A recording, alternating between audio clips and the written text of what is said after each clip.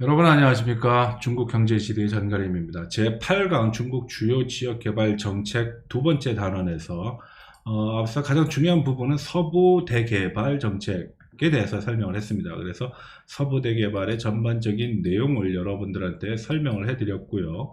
그리고 두 번째 내용으로서는 그 장지투 지역과 관련된 내용, 동북 노후 공업지역, 특히 요령성을 중심으로 해서 왜 이 지역이 기반이 좋음에도 발전을 못했느냐, 그리고 이 지역이 왜 발전이 필요하느냐에 대해서 설명을 했고요.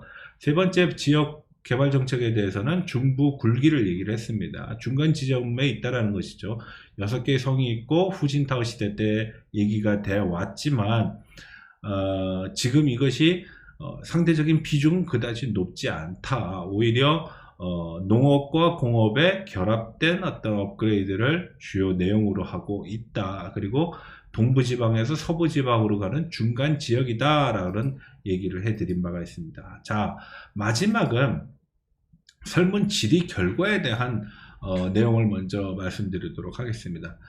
제가 여러 가지 질문을 했습니다. 근데 아마 학생들은 그냥 순서대로 투표를 한 것 같은 느낌이 듭니다.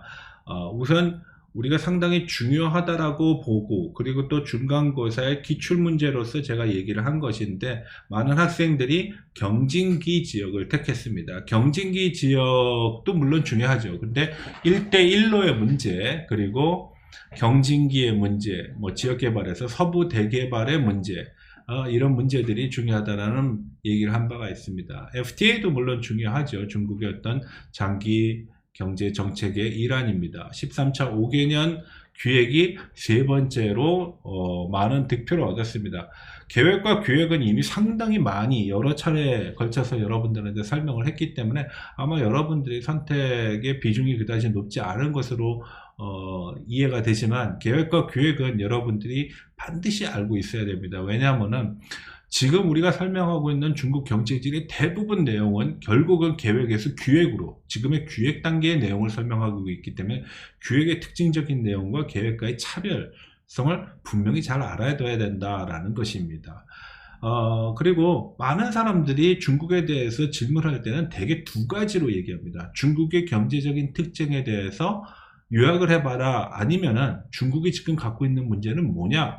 이 두 문제는 결국 중국 경제에 얼마만큼 관심도가 많고 관련돼서 신문, 잡지, 뭐 아니면 인터넷 자료를 많이 찾아봤는가를 확인할 수 있는 부분이기 때문에 당면한 과제, 그리고 중국 경제의 특징, 이거는 시험에 굉장히 많이 나온다. 사회에서 굉장히 의문을 많이 갖고 질의를 하는 내용 중에 하나다. 삼농 문제는 앞으로 우리가 서부 내륙 지방 1대1로 중부 굴기 뭐 여러 문제와도 관계가 되지만, 중국의 또 다른 어떤 시장의 개척이라든지 선점의 차원에서 삼농 문제는 우리가 보는 한국에 있어서는 또 다른 기회가 될 수 있다. 그래서 중요한 문제라고 얘기를 했습니다. 1대1로는 이미 여러 가지 자료를 여러분들한테 제공했기 때문에 아마 여러분들의 득표수가 낮은 걸로라고 생각을 하고요. 개혁개방 과정에서 나타난 주요 특징, 뭐 이것도 마찬가지인 것 같습니다. 그래서 지금은 설문 질의 결과에 상위 3가지 문제에 대해서 설명을 진행하도록 하겠습니다. 우선 제일 많이 득표를 한 경진기 지역개발. 경진기 지역개발에 앞서가 좀 잠깐 먼저 지역개발 정책에 대해서 설명을 하도록 하겠습니다. 발개위가 모든 지역개발 정책을 담당한다고 그랬죠. 발개위는 국무원 안에 있는 중국국가발전계획위원회의 약자다라고 얘기했습니다. 그래서 장기경제정책, 지역개발정책 뭐 이런 것들을 주로 하는데, 과거에는 이름이 계획위원회, 국가계획위원회, 국가발전계획위원회였다가 계획이라는 단어가 빠지고 국가발전개혁위원회로 바뀌었다 그랬습니다. 그래서 계획이 왜 기획으로 가면서 이 기획의 내용이 중요하냐, 계획과 기획을 잘 알아야 되냐. 과거에는 양적인 생산이 중요했습니다. 워낙 가진 것이 없으니까 일단 많이 만들고 보자였지만, 지금 많이 만들고 보자가 아니라 지금 오히려 잘 만들고 보자라는 시간으로 갔다라는 것이죠. 그렇기 때문에 계획이라는 단어들이 삭제되었다라는 것에 대한 의미를 분명히 잘 알아두셔야 됩니다. 또한 발개위는 거시경제 전반에 대한 그리고 국민 경제라든지 사회 발전에 대한 전반적인 내용을 계획하고 실행하고 관리 통제하는 기관이라는 측면에서 이 지역이 굉장히 중요하다. 그리고 지금 우리가 얘기하는 경진기도 바로 담당 부서가 발개위다라는 측면에서 얘기를 할 필요가 있습니다. 근데 1대1로와 같이 초국가적인 개발정책, 서부대 개발과 같이 선불원에서 균불원으로서의 실현을 위한 정책 이외에도 요즘 주목받고 있는 것이 경진기라고 얘기했는데, 이 경진기는 여러분들이 상당히 관심을 갖고 봐야 된다라고 얘기를 한 이유 중에 하나가 수도인 북경, 그리고 직할시, 4개 직할시, 수도를 포함한 북경, 천진, 상해, 총칭이죠. 이 지역 중에 천진까지는 또 포함을 하고 있다는 것입니다. 수도권이라고 얘기할 수 있는 지역의 개발 정책이 어떻게 발전하고 있느냐라는 것을 얘기하기 위해서도 경진기 지역이 굉장히 중요하다고 얘기할 수 있고, 징진지라고도 할 수 있고요. 그리고 이 지역에 또 다른 의미를 둔다 그러면은 수도기 때문에 아무래도 이 지역에서 나타나는 산업의 발전 모습 그리고 내용들은 다소는 특별하다. 왜? 수도는 환경적으로 지가가 굉장히 비쌉니다. 땅값이 비싸죠. 고급 인력들이 집중되어 있는 현상을 갖고 있고요. 그리고 수도의 대표적인 이미지를 위해서라도 환경 문제에 주력할 수밖에 없습니다. 그러다 보니까 산업은 상당히 고도화되고 첨단의 산업, 주로 연구, R&D라고 그랬죠. Research and Development를. 그래서 연구 개발과 관련된 부분들이 집중되어 있고, 환경 문제, 수도의 환경이 열악하면은 그건 한 나라의 상징과 같은 지역이기 때문에 그러면 안 된다는 것이죠. 그래서 주변 지역을 개발함에 있어가지고 가장 중요하게 나타나는 것 중에 하나가 바로 환경 문제다라는 얘기를 했고, 그리고 또 천진 북경은 거의 붙어 있는데 이 지역을 하나의 도시군으로서 도시와 도시를 연계해서 더 큰 도시로 만들겠다라는 도시군의 형성에 대해서도 굉장히 관심을 많이 갖고 있기 때문에 이러한 특징이 반영된 것이 바로 징진지다. 다른 지역개발 정책은 뭐 소수민족이라든지 농업의 문제라든지 아니면 선불원과 균불원의 문제라든지 아니면은 뭐 빈부격차 같은 경제 발전의 불균형 문제를 해소하기 위한 것인데, 징진기는 조금 다르다. 그럼 어떻게 다르느냐? 첫 번째, 수도와 관련된 지역과 연계된 수도권의 어떤 특징을 갖고 있습니다. 그래서 전략과 종합적인 개발에 있어서는 지리적으로는 북방에 위치해 있다는 것이 중요하고, 두 번째로는 환경 최첨단의 산업이 굉장히 중요하다. 그래서 대부분의 산업은 지식 기반에 의한 산업들이 근간이 되고 있다라는 것입니다. 왜 우리가 계획에서 기획으로 갈 때 기획에서 나타나는 것이 자기 브랜드, 고도화된 산업, 에너지 절약, 신생 재생에너지와 같은 에너지 특화의 문제, 그리고 환경 문제, 그리고 고부가가치의 문제를 얘기를 했거든요. 그 입장에서 보면은 징진지는 그 모두를 포함하고 있다라고 보면 되겠습니다. 그래서 수도권의 어떤 경제성장, 도시군의 어떤 발전, 그리고 환경보호, 그리고 지속적인 경제 발전을 위한 새로운 산업의 어떤 클러스터를 만들겠다라는 것이죠. 자, 그럼 밑에 한번 보실까요? 베이징은 지식창조형, 허베이성은 자원형입니다. 그러니까 인구를 공급하거나 아니면은 노동력을 공급하거나 아니면 자원을 공급하는 것이요. 텐진은 항구 도시이기 때문에 물건을 만들어서 밖으로 내보내는 역할을 하게 됩니다. 그래서 가공과 수출을 담당하게 되는 것이죠. 이 지역은 중국 국가 발전 전략, 특히 기획기간에 나타났다는 것을 여러분들이 잘 아셔야 됩니다. 2014년도에는 발표가 됐거든요. 기획은 질적인 성장이다. 질적인 성장은 환경, 에너지, 첨단산업, 부가가치와 연관이 된다라는 측면을 여러분들이 알아두셔야 됩니다. 자, 그러면 징진지 지역에서 우리가 한 가지 더 주목해야 될 도시, 새롭게 만든 인공신흥 도시가 있다고 그랬는데 그게 바로 슝안지구라 그랬죠. 슝안지구는 그래서 굉장히 중요한 특징을 갖고 있는다. 어떤 특징이냐? 첨단 기술이 집약된 것이다. 그래서 북방 경제의 거점을 원래 심양, 선양에다가 둬야지 동북 노후 공정이라든지 장지2 계획에 도움이 되는데 정치적인 요인들로 거기보다는 남부로 내려온 것입니다. 어떻게 보면은. 그래서 이 지역의 내용을 보게 되면은 베이징이 갖고 있는 산업적인 특징, 티엔진이 갖고 있는 산업적인 특징, 그리고 허베이성이 갖고 있는 산업적인 특징을 연관지어서 여러분들이 파악하는 것이 중요하고, 더군다나 한 가지 잊지 말아야 될 것은 새롭게 개발된 숑안 지구는 실리콘밸리와 같은 역할을 분명히 나중에 할 것입니다. 그래서 이 지역에 지금 굉장히 많은 고급 인력들, 그리고 연구와 개발과 관련된 기관과 어떤 산업체들이 지금 집중되고 있기 때문에 아마 여러분들이 졸업해서 사회에 나갈 때쯤 되면은 숑안 지구는 우리가 얘기하는 뭐 대전지구나 아니면 울산이라든지 아니면 미국의 실리콘밸리와 같은 그런 특징을 모두 갖는 지역으로 발전할 가능성이 굉장히 높습니다. 그래서 이 지역에 대한 내용들은 이런 식으로 파악을 해 두셔야 됩니다. 자, 두 번째로 많이 나온 질문은 중국의 FTA 전략 중 홍콩, 마카오, 대만의 사례를 얘기해 달라라는 질문이었습니다. 그럼 잠깐 FTA에 대해서 설명할게요. FTA는 국가와 국가 간의 상품의 자유로운 이동을 위해서 장벽을 없애는데, 어떤 장벽이냐? 관세를 0으로 만드는 것이다.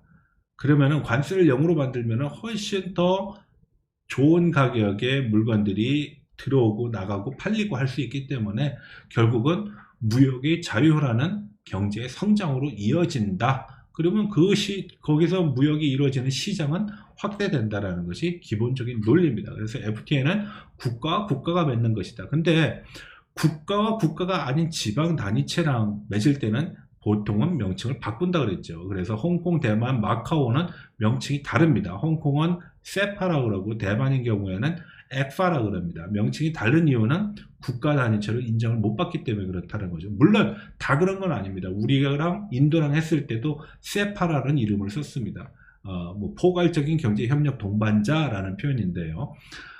왜 이런 표현을 썼냐? 아직 전반적인 산업에 대해서 관세를 제로로 만들겠다라는 그런 내용이 담겨져 있지 않기 때문에 한국과 인도에서는 FTA라는 표현을 쓰지 않았다는 것입니다. 자, 그래서 FTA는 국가와 국가 간의 경제를 활성화하고 그리고 시장을 확대하고 무역을 증진시키기 위해서 관세를 제로로 만드는 것이다. 전제는 국가여야 된다. 두 번째로는 상호주의에 의해서 상대방이 개방하는 정도가 내가 개방하는 정도가 비슷해야 된다. 상호주의. 뭐 금액이 되든 아니면은 품목수가 되든 맞춰야 된다는 거죠. 어느 정도 못 맞추면 의무적으로 사는 경우도 있다라고 해서 우리가 태국에 쌀을 사는 거에 대해서 얘기를 한 적이 있습니다. 그래서 FTA는 대칭적이고 상호주의, 그리고 상호주의 속에서 서로 이익이 된다라고 판단했을 때 맺어진다. 그래서 누가 누구한테 이익을 주는 것이 아니라 너도 이익을 받고 나도 이익을 받고 양자 간의 이익을 공유할 수 있는 윈윈의 관계에서 이루어진다라고 얘기를 했습니다. 그리고 단기적이기보다는 일반적으로 장기적으로 가고요. 그리고 어떤 면에서 보면은 시장의 확보, 그리고 안보적인 측면, 뭐 여러 가지 내용들이 관련이 됐기 때문에 이 FTA가 갖는 특징들은 일반적으로 이렇다라고 얘기를 했는데, 특이한 거는 중국이 추진하고 있는 FTA 중에서 홍콩과 마카오와 대만은 국가가 아닌 자기네 나라의 일부분이기 때문에 첫 번째, FTA라는 용어를 쓰지 않는 것이 일반화되어 있다. 그래서 세파와 액파를 쓴다는 것이죠. 중국은 범위가 더 크고 그 안에는 지역으로서의 대만과 홍콩과 마카오다 보니까 FTA는 서로가 상호주의에 의해서 10개면 10개, 100만 달러면 100만 달러씩 개발을 하거나 아니면 10개가 100만 달러의 가치가 있으면 품목수와 금액을 어느 정도 맞추는 관계가 돼야 되는데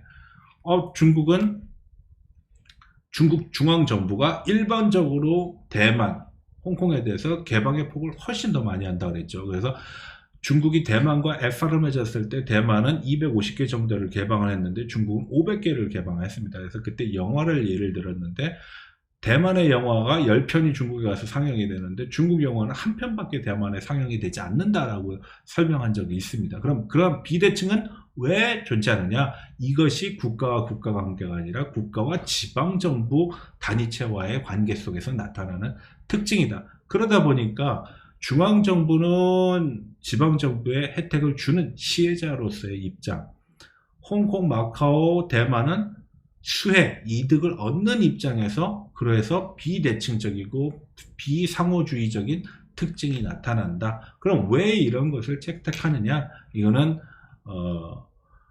중국 내부의 어떤 특별한 정치적인 요인에 의해서 홍콩은 특별행정구, 마카오도 특별행정구, 대만은 자기네 일부분이라고 얘기하지만 실질적으로는 독립되어 있는 상황이기 때문에 정치적으로 흡수라든지 아니면 영향력을 행사하기 위해서 이런 전략을 쓴다. 그래서 일반적인 FTA의 내용을 모두 담고 있긴 하지만 실질적으로 FTA 기본 조건에는 부합하지 않는 특별한 형식을 갖고 있다. 그래서 경제적 요인보다는 정치적 요인이 더 강하고 안보적 측면의 고려도 있고 뭐 이런 것들이 있다 그랬죠. 그래서 특별하게 좀 차이가 난다라고 표현을 한 바가 있습니다. 자, 여기서 한 학생이 이런 질문을 했습니다.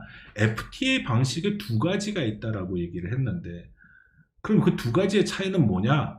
그럼 지금부터 설명을 해드리겠습니다. 잘 한번 보십시오. 뭐 1방식, 2방식 순서는 중요하지 않습니다. 하나의 방식은 A라는 국가와 B라는 국가가 협정을 맺어서 오늘부터 관세를 0으로 한다라는 겁니다. 그래서 두 나라 간에는 관세가 0이 되는 겁니다. 그 조약을 맺어놓고 FTA, 자유무역을 하는 것이죠. 근데 또 다른 방식은 뭐가 있느냐? 이 나라는 관세를 0으로 만들지 않습니다. B라는 나라도 관세를 0으로 만들지 않습니다. 단 둘이 모여가지고선 0으로 만들지 않는 대신 이 품목에 대해서 이런 제도에 대해서 너에 대해서 A 국가는 B 국가에 대해서만 B 국가는 A 국가에 대해서만 특별한 대우를 하겠다라는 겁니다. 그래서 제도를 특정한 국가에 맞추는 것입니다. 네, 그것이 차이가 나는 것이죠. 그래서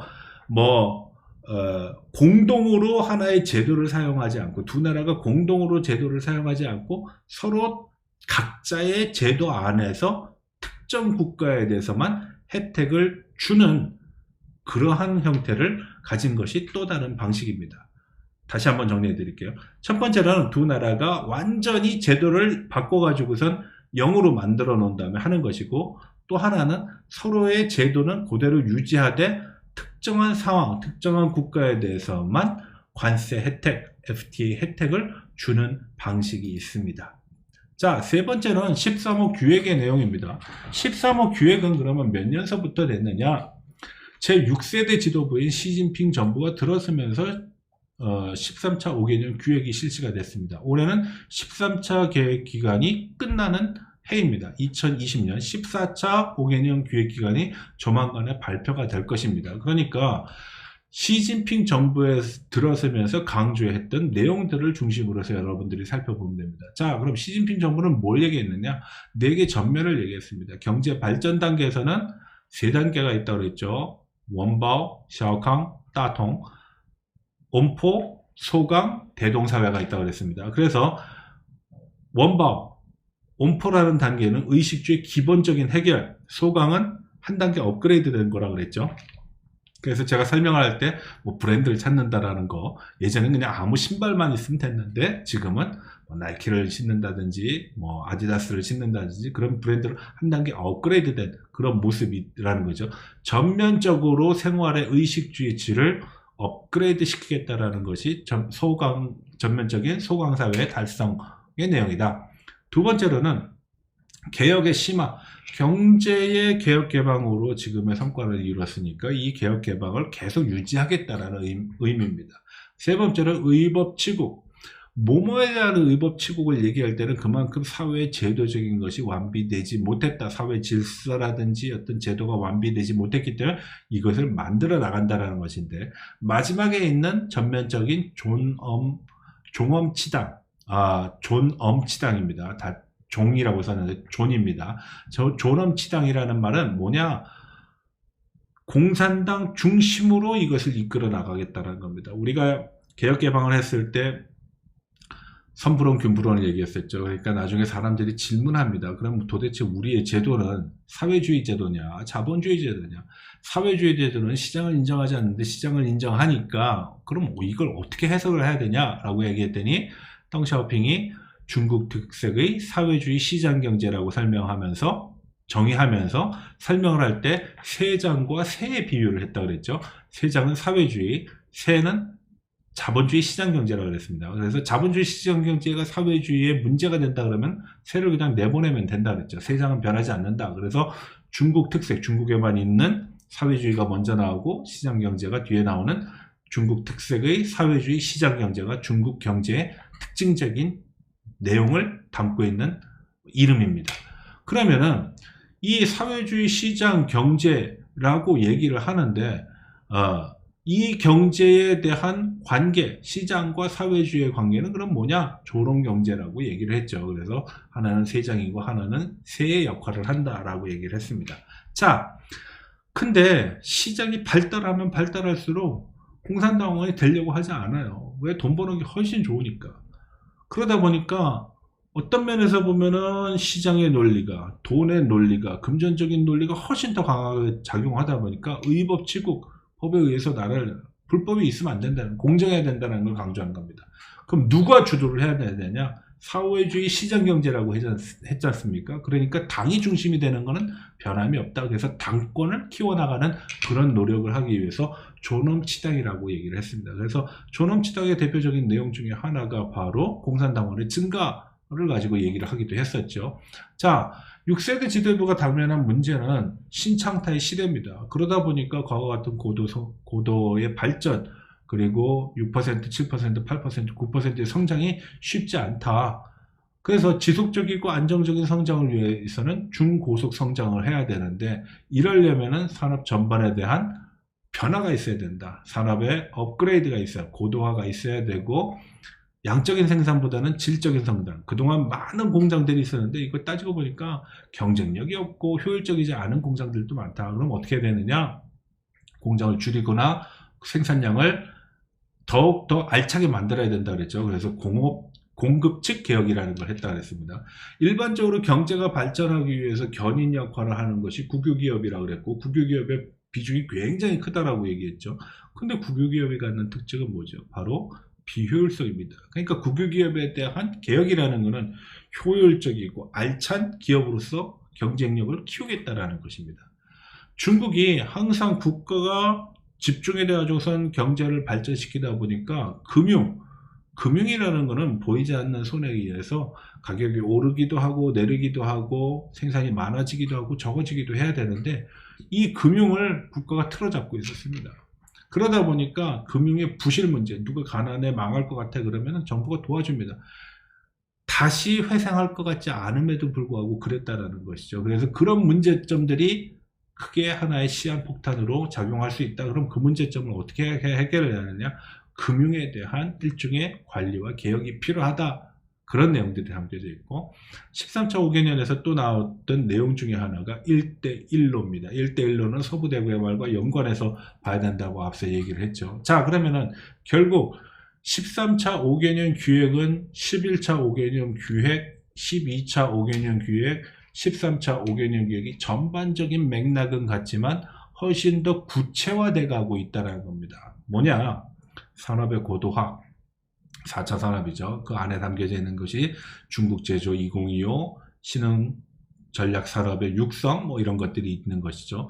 두 번째로는 자기 브랜드, 그리고 부가가치를 높이고 경쟁력 있게 만들다 보니까 지금까지 널브러져 있던 양적인 생산의 문제를 정리를 해서 질적인 성장으로 바꿔놔야 된다는 겁니다. 그러니까 많은 공장이 중요한 것이 아니라 경쟁력 있고 잘하는 공장이 필요하다. 그러니까 공급 측 개혁을 해야 된다는 것이죠.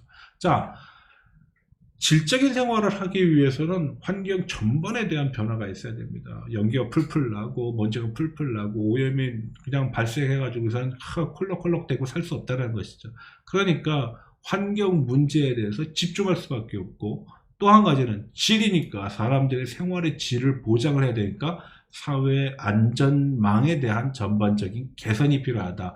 의료제도라든지 아니면은 뭐 가난한 사람을 구제한다든지 그러다 보니까 중국 인구 중에 중요한 한 포션이 뭐였죠? 바로 삼농 문제였다는 것입니다. 그래서 삼농 문제도 해결해야 되는 그런 과제를 안고 있다. 삼농 문제 해결을 위해서 강조한 것은 사화 동벌라고 얘기했었죠. 앞서도 얘기했습니다. 도시화, 공업화, 정보화, 그리고 농업의 현대화를 얘기를 했다는 것입니다. 그래서 13차 5개년 기획은 11차, 12차 기획의 내용을 전반적으로 유지를 하면서 훨씬 더 구체화된 정책과 전략을 담고 있다. 그러한 키워드들을 앞서 말씀드렸던 내용들에서 알 수 있습니다. 왜? 지금은 신창타이의 시대고 그리고 시장의 중요성도 중요하고 이제는 경쟁력도 있어야 되고 에너지도 절약해야 되고 환경도 보호해야 되고 민생도 개선해야 되고 국토의 균형 발전도 해야 되고 하다 보니까 이 문제들이 전반적으로 다 나타났다. 그럼 한마디로 정리를 하면 뭐냐? 결국은 질적인 성장을 실현하겠다라는 것입니다. 자, 오늘의 강의는 여기까지 진행하도록 하겠습니다.